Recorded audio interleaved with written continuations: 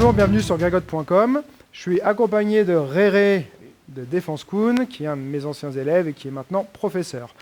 Aujourd'hui, on va voir une situation où prendre l'initiative sur quelqu'un qui est agressif. Donc on va d'abord partir d'une situation plus traditionnelle d'application martiale, comme on peut voir souvent dans les arts martiaux, et après on verra comment on peut l'utiliser pour une situation plus self-défense. Pour l'instant, lui, il est en garde, que ce soit une garde de boxe, une garde de Wing Chun. L'idée, c'est, je veux me rapprocher de lui pour prendre l'initiative, mais je veux diminuer les chances qui me contre dans ce gap que je dois franchir pour me rapprocher de lui. Donc, je vais venir prendre un contact avec ma main avant en Pak Sao, ce qui va me permettre de chasser son bras et de venir frapper. On évite d'aller tout droit et de rester dans l'axe pour avoir à gérer les deux coups de poing. Okay, donc, je me déplace à l'extérieur. Quand je vais me déplacer à l'extérieur, il faut quand même que je garde mon centre dirigé vers lui. Donc, je ne fais pas ça avec mon centre dirigé par là-bas, mais comme ceci. Ce qui me permet là de lui mettre une certaine pression. Si je suis comme ça, il ne sent pas de pression, je travaille de loin, il n'y a pas de panique, entre guillemets, il peut continuer à être dans un mode agressif, il n'est pas forcément sur la défensive.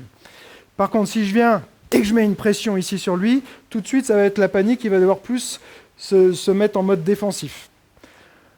En Wing Chun, on aime bien avoir un contrôle sur son adversaire, donc je ne fais pas, je chasse et je retire.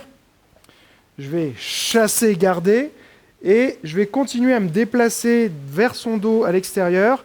Et souvent, j'ai pris un premier contact qui va être plutôt au niveau du poignet, parce qu'on aime bien avoir des contrôles sur le coude, mais en premier contact, c'est dur d'aller chercher le coude ici. Donc ce que je vais faire, premier contact vers le poignet en Pak Sao, je frappe, et ensuite, je vais continuer à me déplacer vers lui et venir pousser avec mon avant-bras pour essayer de lui plaquer le bras contre ses côtes. Quand je suis là, je garde une pression, donc moi je vais avancer en le poussant, et en même temps, je vais venir, ce que j'aime bien appeler matraquer ou frapper en piston, avec mon bras arrière ici, comme ceci, tout en me déportant sur l'extérieur et en le poussant un peu, ce qui va donner ça. Donc là, c'est important d'avoir cette capacité à suivre la personne, à lui mettre de la pression.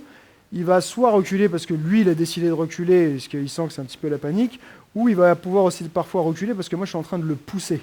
Par contre, quand je le pousse, je ne le pousse pas en me penchant vers l'avant comme ça. Sinon, il y a de fortes chances que si je suis en train de le pousser comme ça et qu'il s'en va, moi, je vais un peu perdre l'équilibre. Mais je le pousse en restant droit et avec ma jambe arrière, je vais pousser ce qu'on appelle le demi-pas en Wing Chun. Donc, pour avancer, c'est la jambe arrière qui propulse. Donc je rentre sur lui, je prends l'initiative, et là, même s'il s'en va, je reste collé sur lui pour continuer à lui mettre la pression.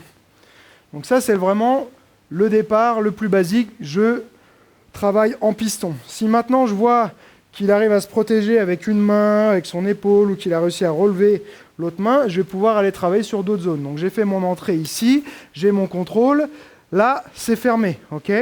Je vais pouvoir lâcher mon contrôle et venir frapper ici dans l'ouverture, soit dans les côtes, soit carrément rentrer ici au niveau des reins, ce qui est assez douloureux. Et souvent, ça va le faire se protéger là et ça va rouvrir en haut.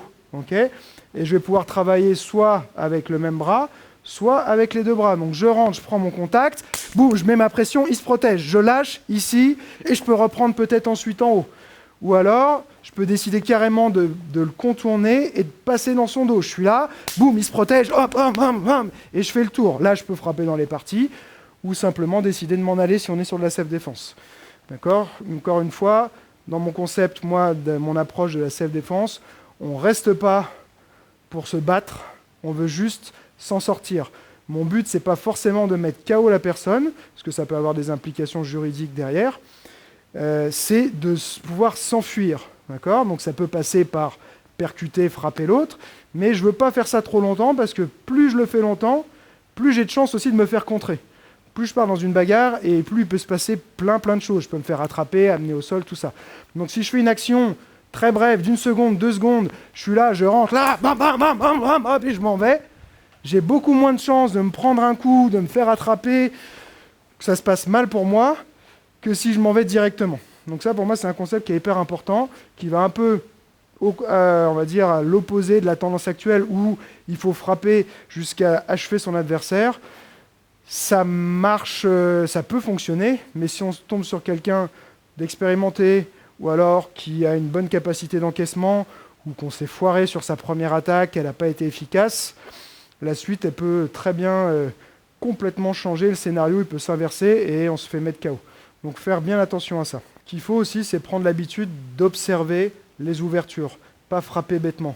Donc, une situation qui peut arriver, j'ai fait mon entrée, je lui mets la pression, et là, parfois, il va y avoir une ouverture ici.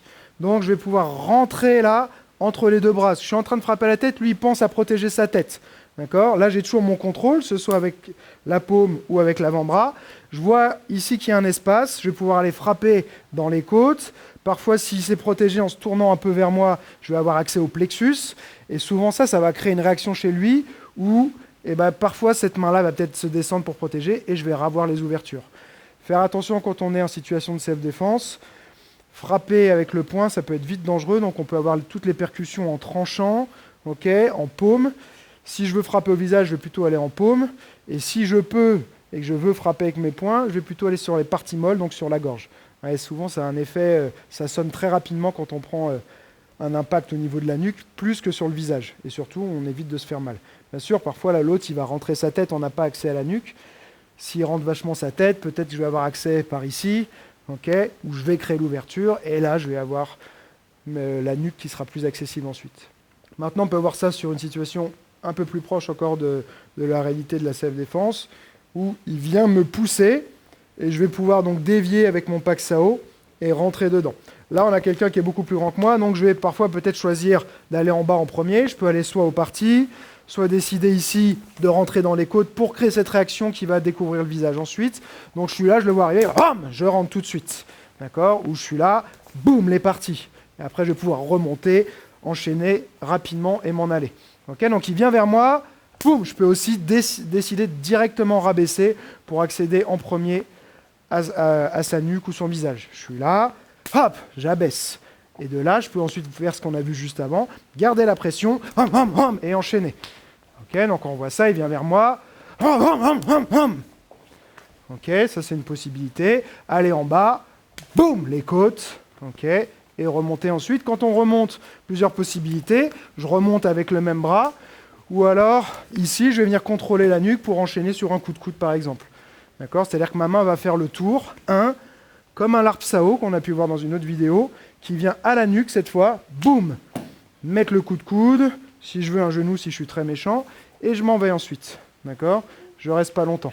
L'avantage du Wing Chun, c'est que c'est des techniques qui sont relativement simples et des concepts clairs. Ça suit des principes qu'il faut apprendre à appliquer dans différentes situations.